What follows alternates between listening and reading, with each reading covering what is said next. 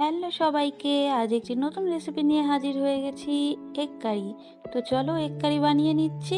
তার জন্য ডিম আলু কিন্তু প্রেসার কুকারে দিয়ে জল দিয়ে দিচ্ছি, তার মধ্যে একটু নুন দিয়ে দিচ্ছি, তারপরে প্রেসার কুকারে আলু আর ডিমটা সেদ্ধ করে নেব।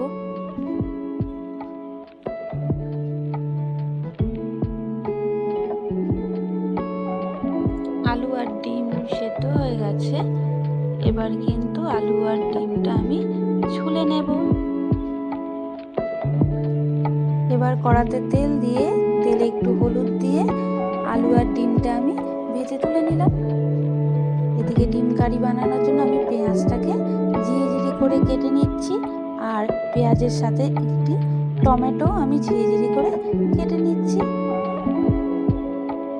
ওই তেলেই সাদা জিরে ফোড়ন দিয়ে তার মধ্যে পেঁয়াজ কুচি দিয়ে পেঁয়াজটা ভালো মতন নাড়িয়ে তার মধ্যে টমেটো কুচিটা দিয়ে হলুদ নুন জিরে গুঁড়ো লঙ্কা গুঁড়ো দিয়ে ভালো মতন নাড়িয়ে নিয়ে মশলা থেকে তেল বেরিয়ে গেলে আলু ডিমটা দিয়ে পরিমাণ মতো জল দিয়ে যেরকম গ্রেভি রাখবো সেভাবে করে নাড়িয়ে ব্যাস নামিয়ে নিলাম। রেডি হয়ে গেল ডিম কারি। তোমাদের এই রেসিপিটি কেমন লাগলো তাহলে কিন্তু কমেন্টে জানিও, আর ভালো লাগলে একটি লাইক আর শেয়ার করে দিও।